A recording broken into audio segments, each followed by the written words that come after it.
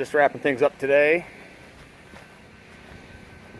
We completed all of our sand last night. Came back today before the rain. We ended up doing the eco wash on the pavers and the capstones. And again, if you don't know what our eco wash service is, that is actually a detergent that we put on that's time release. Once it dries, it penetrates into the stone, and every time it rains, it continually cleans, and it helps to prevent the mold, mildew, and algae growth on the surface of your pavers.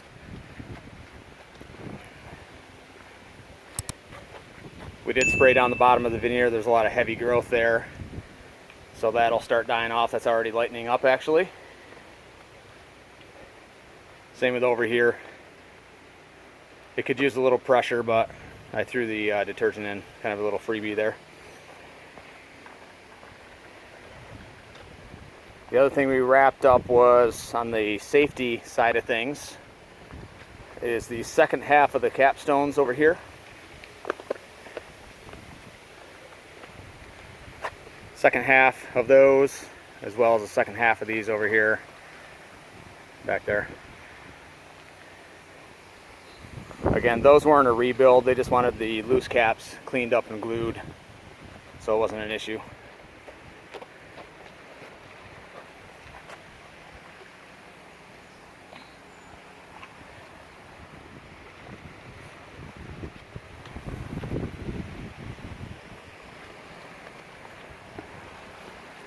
So all in all, it's a pretty big renovation project.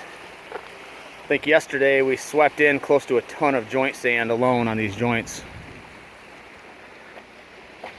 So you know it gets to be a large project when you're wishing that you could get joint sand in bulk. That was the polymeric sand, is what we use. So there we go, another one in the books.